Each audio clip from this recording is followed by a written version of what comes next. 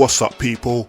This is JJ, your hip-hop aficionado, your hip-hop connoisseur. I'm here to tell you about my show, The History of Hip-Hop with JJ. It's on a Friday, 10 p.m. till 12 a.m. So whether you're into that hard body stink face style, or whether you like it more smooth and laid back, I will be bringing you the best of hip-hop from the last 50 years. So join me Fridays 10 p.m. till 12 a.m. on Black Culture Radio. Peace out. So I am blessed again with another dope artist for interview this week. This time, instead of a rapper, it is a beat maker. His name is BhramaBull. BhramaBull, how you doing, bro? I'm doing good, man. I'm blessed. Cool. Straight up. How are you? I'm cool, man. Thank you for asking. So how you living, man? You busy, or you chilling at the moment?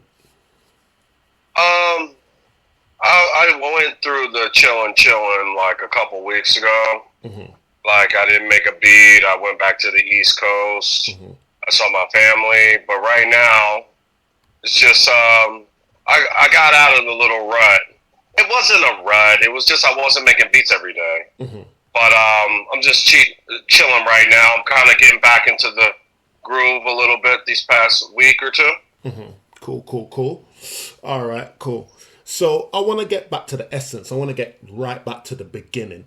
Where does hip hop start for you? What kind of years are we talking, and what kind of artists are we talking? When it started, like after I got beats and started working with artists, in the beginning, it started. I was like making beats at school. Like, I was making beats, and my boy Gio, my homie from back in Pennsylvania, I was doing an internship at a studio, and we was like making tracks, you know. My boy D9, he's an artist now. He just got a track with Marty Baller. He's still going. We were just making tracks, like recording. We didn't have a pop filter. I was recording into my laptop.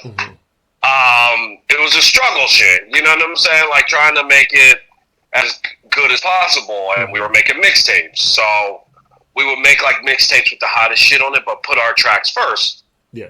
You know, this was before Spotify. All we had was SoundCloud and like tangible CDs. So, you know, we kept going. We did it, you know. The reality kicked in. We ain't making no fucking money off this. Like, let's just kick in. You know what I'm saying? Like, let's just kick in and make some tracks. The world's gonna hear it, and we just kept kind of going. And we just kept making music for the love. You know, it wasn't a money thing. There was just no Spotify. There was no Apple Music. No music streaming. It was like, yo, you gotta set. Yeah, there was no. The streaming revolution hadn't happened yet. You know what I'm saying? We couldn't afford. We were splitting nick bags. You know what I'm saying? Scraping bowls, you know, and the res, and mix that with tobacco and try to smoke that shit. Like, you know, we all been there at one time or another, man. We all been there at one time. And then you flip over the bowl and like light it from the flip over to get the resin from the bottom. So we was doing that, and rest in peace, my boy Ray. You know, we was making tracks. I just got back from school. I had an MPC, all that. So then it just progressed. Like, I started to engineer a lot. I started to, you know, get my tracks sounding like my tracks weren't sounding clean. They weren't, you know, you couldn't go to YouTube and see, like, this is the 5 things you need. You know what I'm saying? Like, I had a bootleg Pro Tools. I had, like, crack plugins, you know, and when I started to work with, like, Sco Heat and freaking Brian Knockin out of freaking the Bay Area. And I was still making tracks as best as I could. You know, we usually had to send them back and forth, but me and B. Knockins clicked. Like, he loved every beat I had. I liked his raps. The raps were positive, like, you know, no drug dealing. It was just like party, black power shit. You know what I'm saying? Just positive energy. And we ended up, he really like sparked me to keep going. You know what I'm saying? Like, I never was going to quit, but I just didn't have anyone to rap with me who had a studio that could record anything. I was on like SoundClick. That's the wackest site ever. Trying to sell my beats, you know what I'm saying? Nobody was buying them. Niggas was stealing them because I didn't know I have no drums in it or no bass. So it's basically I'm chopping up the sample, looping it perfect so niggas could steal it. Yeah, you know what I'm saying? I was just rookie status, you know. And but B knocking, you know, he would send it back, say like, "Yo, put some drum, like I need bass in it, like try to get some bass in it." And I was trying to get my sound perfected, and I had an MPC 4000 at the time, so that progressed. You know, we did like 5 albums, and then I started to reach out to other artists. I really kind of just went in on it. I used to do music videos while making beats. I had moved to the West Coast, and I was trying to solidify like my job. You know what I'm saying? Like, how I was going to make money. Now, I would have worked at a department store. I would have worked at McDonald's. I would have worked anywhere. You know what I'm saying? I had a camera. I was taking pictures, doing photo shoots. So I felt like, you know, I had a chance to, like, be independent and not work nowhere. You know? So there was some struggles while I was changing. But then I started to reach out to other artists that I did through promotion. Like, I had a radio show, and I was promoting them like every week on the radio show. Rome Streets, exclusive. Bub Styles, exclusive stuff. And I wasn't really sending them beats. I was just promoting their stuff. And then I was just like, fuck that. I'm tired of promoting other people. You know what I'm saying? Like, I'm tired of like doing interviews with these niggas. You know what I'm saying? Like, you know, like I couldn't, it wasn't in me to do that. You know what I'm saying? There was something else. So I was like, yo, I got beats. Like, you know, I got beats. I'll send them to you. You know what I'm saying? You don't got to buy them, but I'll make that shit shake because I know what's going on releasing the music. Bob Styles gave me a track. I had an A&R named E that was helping me to move my tracks around. And I just started to, like, now the niggas that I was promoting are getting better. They ain't quit. You know what I'm saying? So I just they motivated me, and it kind of started with, you know, that, and it ended to like where we are now. And I feel like I'm just in the beginning of all this shit. Just to be totally 100. Yeah. You know? Okay, man. And even before that, what's your kind of musical journey? What's the first sort of genre of music where you were like, I love music, this is my genre kind of thing? And how did that morph into hip hop? It was before that. I liked jazz, soul, R&B, and it was really branded from my parents and me, like collecting vinyl. I didn't really start collecting and respecting it and know how the value of it until later, but you know, James Brown CDs and like Anita Baker, these are the things that I heard, you know, in the house. And my dad was in promo too, so he would bring me home records like Ice Cube. Okay, who's Ice Cube? You know, I don't know who Ice Cube is. You know what I'm saying? Or like Ed O.G. and the Bulldogs. Who the fuck is he? But I didn't care. You know what I'm saying? What was good was good to me. Del and the Funky Homo Sapiens. At like 12 years old, I didn't know who the fuck he was. You know what I'm saying? So I was just listening as like purity, you know, and I had these records and they were all over. Sade, it put me to sleep, you know. I didn't know she was going to be or was like such an artist like that. So it was mostly from, you know, the things that were in my house, the records, the brought home promo records, like Jay-Z. Who the fuck is Jay-Z? I was getting promo records from people that made it to people that just sucked or never made it. But I was just treating everything as I heard it, and I just had a genuine like for certain things. Yeah. Even if it was a jazz record, jazz, soul, R&B, and so, like gospel music, you know? Okay. Do you have any? I know you like mentioned these artists, but do you have any musical heroes? Not like you're trying to be like them, but people that you look up to. Maybe you want to get to their level, or maybe you just love the way they do their thing. Sort of on. Yeah, I got a lot. mention a few mentors. Yeah, mentors. I really like Pete Rock. He's just when you hear a song, then you see who made it, but years later down the road, like, damn, he made that shit. He's nice with it. I like Swiss Beats. He really had a confidence on his sound, and I think I like the way that he delivers the music to the artist, like selling them on it. You know what I'm saying? Like building the whole picture of the songs.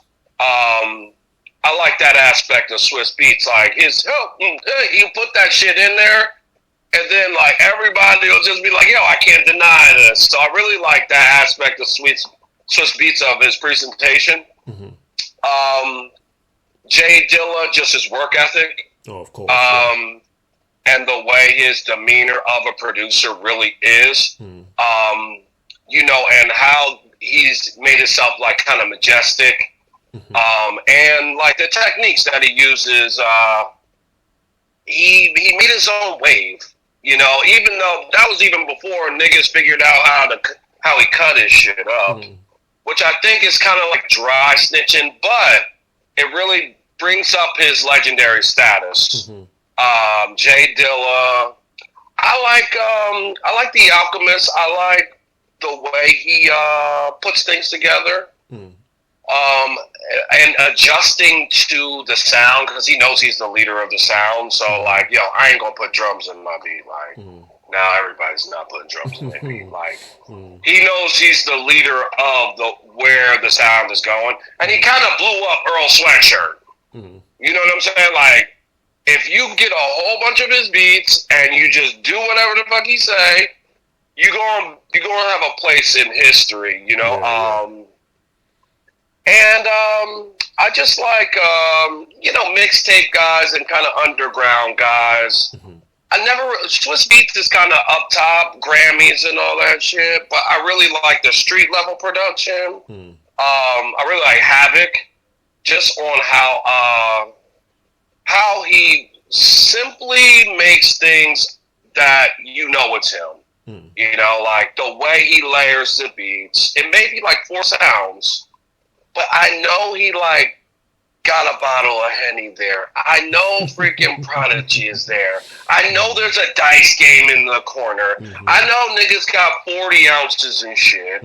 I know there's hustling going on in the studio. You know what I'm saying? So it might be real, maybe not. But I can imagine all these sounds he's making going through the studio, and like he puts it together and everybody just knows it's hot. You know what I'm saying? That's what I think happens. I might be wrong, but it's loved by so many hood niggas and street niggas. It's like, he knows exactly what to do. You know what I'm saying? So that street culture aspect is like something that I've strived to make it simple enough, but liked by most. You know what I'm saying?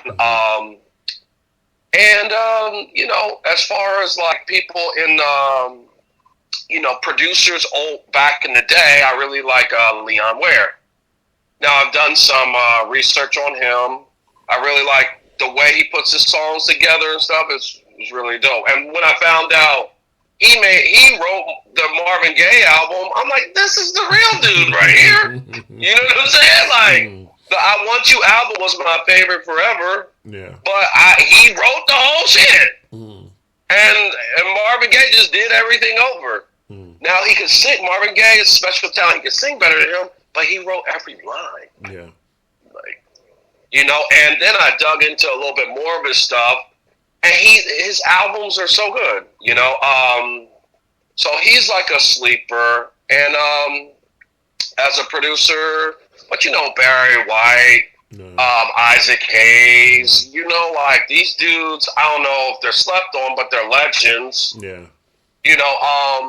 But yeah, like I was raised on kind of the East Coast, kind of Philadelphia, New Jersey, New York, kind of into Boston kind of thing. And, and that's where I've been influenced by hip hop the most. And that's why I'm trying to give the sound of where I came from, mixed with me expanding a little bit. Sure. Yeah. You never want to stay stuck in one place, especially sonically. I know exactly what you mean. Yeah, I know what you mean. I mean, obviously, me growing up in England from Caribbean heritage, I never really listened to any of that soul, the Barry White, the Isaac Hayes. I never found that until I listened to hip hop. You understand what I mean? And then when I sort of, because obviously when you're younger, you hear a song and you think that's the song, but then you hear the original somewhere and it's like, that reminds me of that hip hop shit, and then you find out about sampling and all that kind of stuff. So then I started getting into where the samples come from on that track, and that obviously led me to Barry White, Isaac Hayes, James Brown, blah blah blah. I mean, obviously I knew who James Brown was because he's world famous, but yeah, all the But that's a crazy wormhole to go down, bro. Yeah, Lenny Williams, and and then I mean that is one of the reasons why I love hip hop, because you can take any genre of music, chop it and make it dope for a hip hop artist, and that for me is why hip hop runs the world musically. That's why you get hip hop in TV adverts and everybody's using it to try and sell their products to everybody, because it's just so malleable. You know what I mean? Yeah, facts. That's real talk right there. So, but they can't do it. They try to take some of the shit, like like the Annie Up. I see that commercial with Annie Up in it. Now, Annie Up is a robbery song. You just rob and kidnap somebody, exactly. But it's on a freaking Target commercial. So what you said is definitely right. Yeah. Because I mean, Annie Up over here, it's been used a couple of times, but the last time it was used was for, I think it was on a KFC advert. Yeah. So they're using a robbery anthem to sell fried chicken. You know what I mean? It was it's crazy how it works. Getting back to you, where does your name come from? And did you have any other names before you settled on BhramaBull? No. I never had anything else. I just settled on it. I picked it. No, I was listening to when LimeWire came out. I downloaded like the NFL films, like LimeWire shit. I was heavy and burning applications, everything bootleg. I was in it, bro. I will wait days for just one little file. Like I couldn't get it. I had to get it because I was trying to learn it, or I was trying to get that music. You know what I'm saying? There was no other way. I couldn't afford it. So there was an NFL Films thing going around with like the calls from NFL Films and stuff like that. And I wanted to kind of find something classic, kind of 70s, old equipment, recorded ass, like drop. You know what I'm saying? I was just listening to it just for I think I was doing mixtape drops or something. I was really into like stealing music, stealing sounds. I went through that phase. I think every producer goes through that phase. And I found the BhramaBull it was almost like they cut the tape and they put it in there. You could tell that they moved his lyrics over and it was just sitting right there for me, And I was just like, let me cut that out. You know what I'm saying? Like, I had to figure out how to sample into the MPC. And it was like, that's my mission, to try to get this sound in the MPC. You know what I'm saying? Yeah. And it was, there's no drag and drops. You got to spin the little wheel till it goes to the front and then spin the little wheel back. And it was just a whole bunch of work. So I held it down. Like, I'm big on, like, from the beginning to the end. Like, I was thinking about switching my name, but then it's like everything I've done. And if somebody comes up to me that I've known in the past, like, yo, Brahma, nah, I'm not Brahma no more. Like, that's the corniest shit ever. Right. I know Like, what you mean. Yeah. and I wanted to keep the fucking name because I knew I wasn't going to stop. Like, even when I was doing the music video and the shows and stuff like that, I was still making beats on the side. Now, I wasn't like saying, yo, I got beats, but I'm selling a video. So, if you're trying to get somebody to pay you for video, why you going to tell me you got beats? Yeah. You know what I'm saying? So, I had to kind of hide it to try to, like, find my way. And I never really wanted to do music videos or none of that shit. It was just like, yo, my bands needs music videos. I got the camera. I know how to get it. And I was still Brahma in that phase. You know what I'm saying? Yeah. So, yeah, it came from a little video, little NFL films thing, and I never switched it after that ever. Yeah. I mean, I do like the little call signs that everybody's kind of got, the producers and the rappers and that kind of stuff. Yeah, but I do like your one, man. And it's a vicious right from the ball. Every time I hear it, man, I love that. It was BhramaBull from that soundbite, but I got a lot of drops, and then I heard it in a movie, and I kind of like, the drop was just too quick. BhramaBull, like, but Alchemist had it was just, his was just a little bit better. And I didn't want that little ass sound. So I found it in the movie. I kind of shaped it together. And that's all I'm going to say on the record is that part. That's about it. So how would you describe your style to someone who hasn't listened to BhramaBull production before?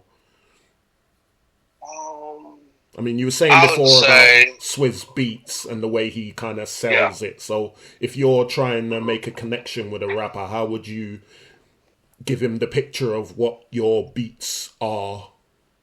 Or do you do that? Well, what I usually say, well, when I'm talking to like a regular person on the street, it's like, I got like Benny the Butcher sounding beats. Like, I just pick like kind of West Side Gun sounding because they're regular people. They may not know who he is. They may have heard of him. I gotta pick the most major person in that lane to compare to, right? Sure.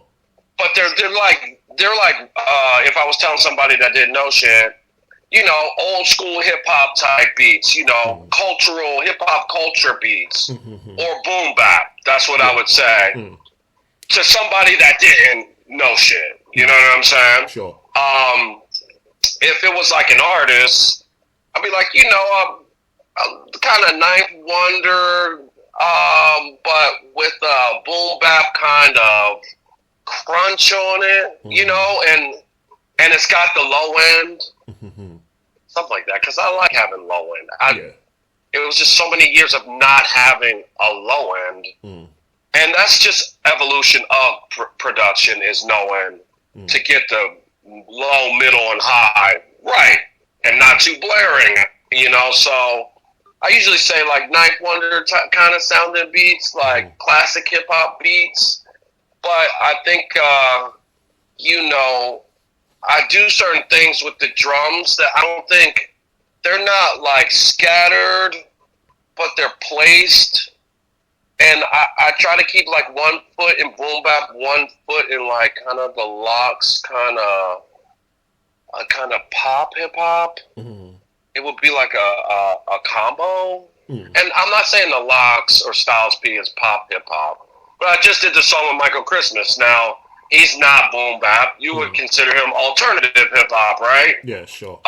Maybe, you know, in that realm. So I'm trying to like merge the two worlds. You know, the kick is sitting on top, but the sample is crunchy. The snare is compressed all the way in. Like, I may chop up things and just like it may not be perfect. So I would say like, you know, 1 foot in boom bap, 1 foot out type of beats. Sure. You know? Okay.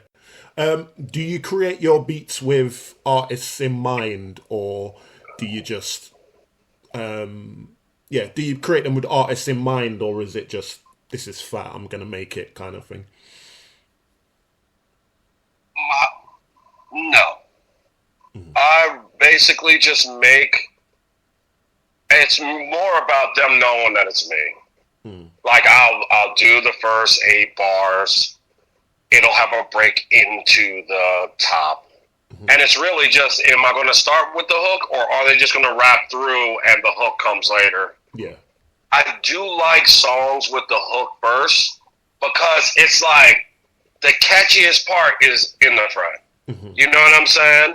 Or like, even if they take like, if they're rapping and they take a bar, their catchiest shit, and make it into the hook, it's just a better chance of people liking it.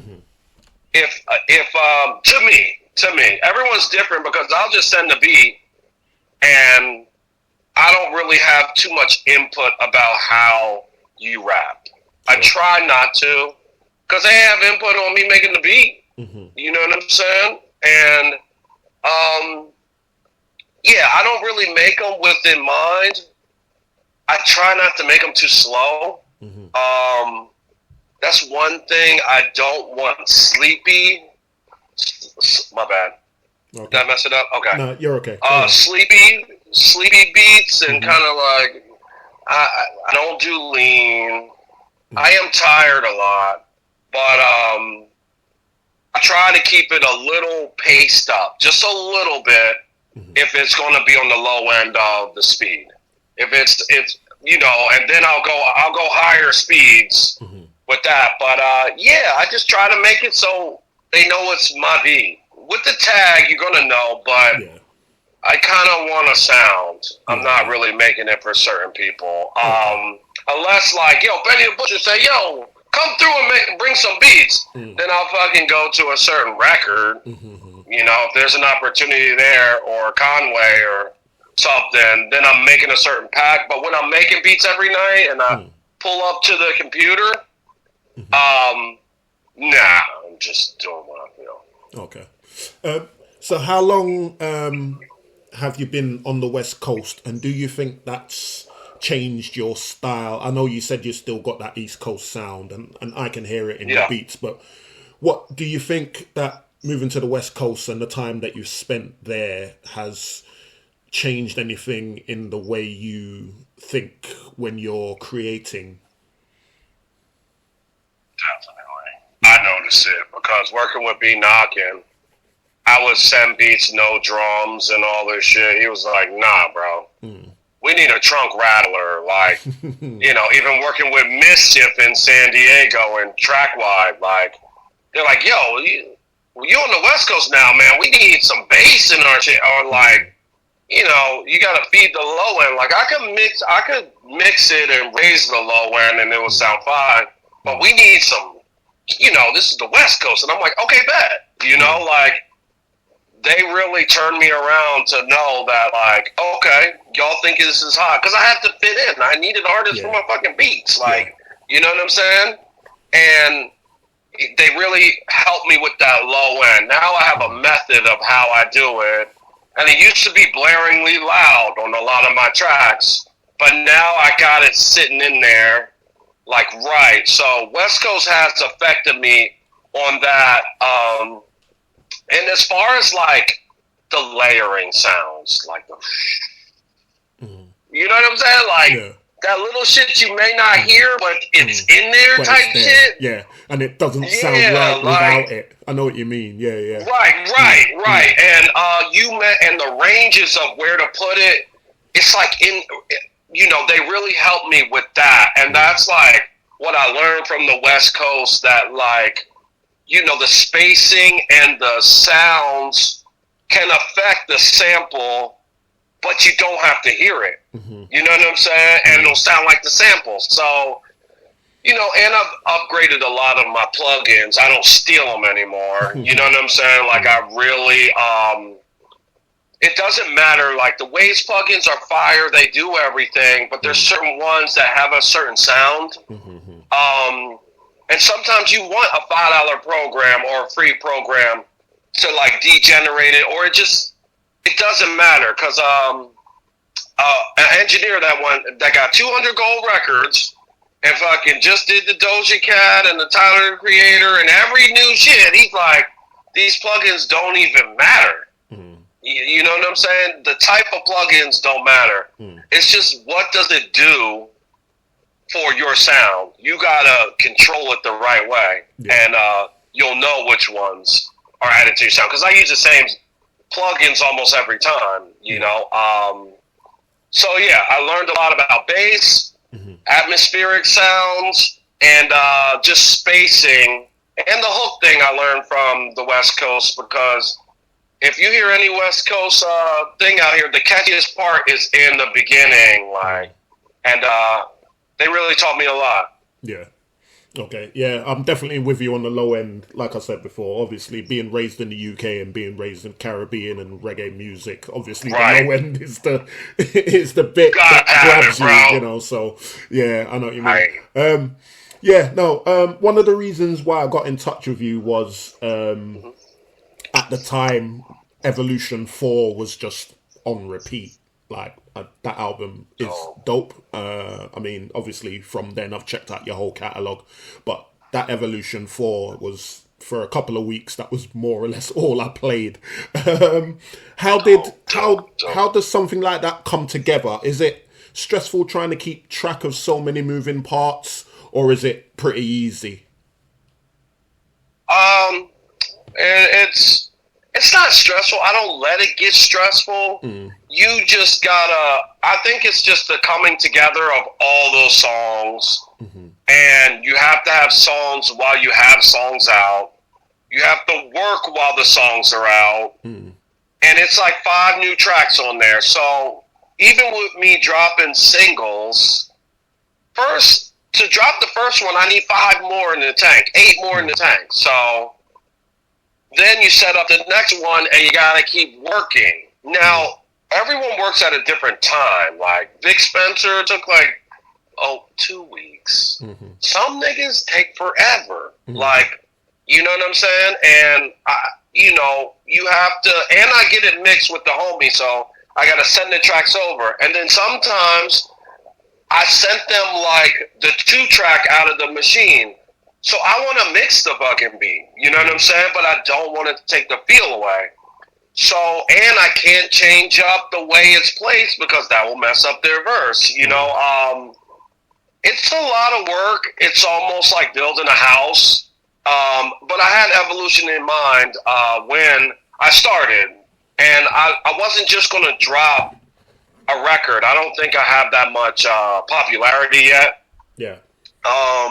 That I could just drop it and everybody waiting for BhramaBull's Evolution. And, I was reaching out to blogs. I was reaching out to DJs, letting them know it was on the way while getting the tracks back, getting the mix, until that time. And I could have dropped singles for every single one that wasn't on there, but I wanted to make a project that was more unreleased than what they heard. And it worked out dope because some of them songs that I released as singles, people ain't even heard when I released them as singles. You know what I'm saying? So it was like the whole thing was new. It was a lot of work, but it was definitely a lot of fun. Getting the beat back, send it to the engineer. He puts the vocals over it. I could have did it, but I want to support people on their grind and I need help. Yeah. I learned that shit. I can't do everything. Mix, master, do the video, edit the shit. Something's gonna look janky, and it's better to get styles from other people. So, did that. Boom. He sends the track back, but then I would edit the beat under it. So, put the tracks out, track them out, and then put drops in and shit. You know what I'm saying? Maybe filter out that part. And Tone, I would tell him, yo, go crazy on it. Put some drops in. And he did that on the Screen Pass. I ain't put those drops in on Screen Pass. That shit came out fire. You know what I'm saying? So, it was all a team effort. Even the DJs, you wouldn't have heard it if I ain't get it to no DJs. You know what I'm saying? So I was really building with them to my really big release. And it worked out pretty well. It was a lot of fun. Yeah, no, that Vic Spencer track is fire, man. I love Vic Spencer. I've been a big fan of his for a good few years now. And that Freeway Slim track as well. I love that track. What do you do when you're not making beats? You got other any business ventures, or is it just relaxing and making beats? I mean, I got like a promotional company for artists, so sometimes artists will ask me for different plugs or like things that I've acquired from promoting my music, because you gotta scrape. I'm pretty good at scraping around the internet for resources. You know what I'm saying? Like, I just felt like not having it for this whole time, then getting it, it changed the fucking game. Like, you could work on that shit and find resources for everything and build with people like unlimited time. It never ends. So I got a little promotional company where like, okay, playlists on Spotify. Maybe I got some plugs there. You know what I'm saying? Music video people. And I help like other artists like promote their music the way I do, or like in the pop realm. So I got that. But for hobbies, I like playing pinball. Now, I just recently started liking pinball for some reason. I don't know what happened, but I really like playing pinball. Like the new Venom came out. It's like a stress reliever, but like it's real gravity shit. You know what I'm saying? Like it's not on the computer. Like there's really a ball moving around over there. Like, and you got to skill the shot over there for something to happen over there. You know, I thought that's a little hobby of mine, and and it's expensive shit. I can't afford a pinball machine. They're like $8,000. I can't afford it. You know, I like taking pictures. You know, I was a photographer for a long time. Went to school for photography. Like when you had to put it in the isopropyl and all that, like I know all that shit. That's like ancient. But sometimes, I go to the beach or I go take pictures of graffiti. I did that when I was back on the East Coast. Like sneak under the gate and get the pictures and and then try to send it to them. But this was before Instagram, so I was just taking pictures of graffiti. And then I would go to New York, would take the bus to New York and just take pictures. Like I worked in the studio out there, and I swear I was like the first person with a camera over there. And I would take pictures over there. Like a lot of stuff has changed when I was in my, like, really ambitious mode. You know what I'm saying? Like, 25, 24. Like, I don't need no sleep. Shit. Everything's changed. You know what I'm saying? Like, and I like kicking it, with the homies. Sometimes we go to the studio and we just fucking watch, like, Black Friday stampedes and shit. That's what we did this time. Like, people really trying to get the TV, and then they took it from, like, American shit. You know what I'm saying? And like shootings at South by Southwest, like oh shit, or fights, just like kicking it, and then we'll listen to some beats or whatever. But I make beats every day, so I gotta sometimes find a way to like, or your beats are just either you won't learn anything new, or you get ear fatigue, or like. You won't get new sounds, you know what I'm saying? I like digging for records, too. That's really fun, vintage shit. Digging for records, pinball, drinking beer, I drink, I don't smoke weed. And I actually, like, the other day, I was like, I need to smoke some weed. Like, my beats don't sound like I'm on weed at all. But then my brother said, like, yo, don't smoke weed, like... people, I put it on Twitter, and they're like, yeah, CBD and smoke some weed. I'd be so lazy. I work for myself, bro. I'd be so lazy, bro. I wouldn't be like, I'll call that nigga back. Fuck that. I ain't doing that. You know what I'm saying? Like, I know what you mean, man. I used to smoke mad weed. I used to love weed when it wasn't everywhere. Like, you used to meet the guy. My homie would put it in my mailbox at my house, and I'd leave the money in the mailbox. I wouldn't even have to talk to him. You know what I'm saying? So now it's like, go to the store. Everybody got weed, bro. It's not even like, not even fun to even go get it. You know what I'm saying? Like, it's everybody got it. So, it's just. All those working in the studio, having the weed dealer in the studio, you support him.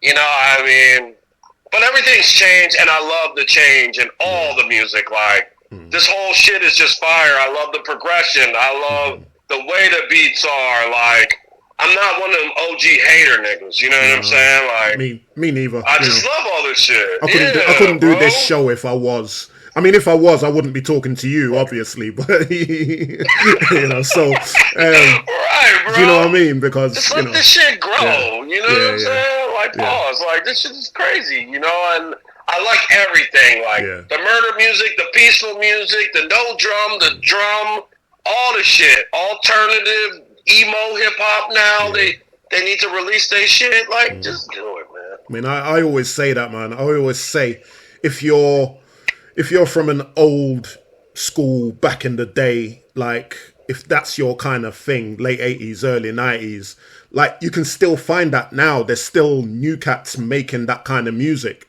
It's just that we got lazy because the 90s, it all came to you and they forgot that they had to go and search for it. So now we've got to go and search for it again. They can't be bothered. That's the way I feel about it. They expect the music to come to them.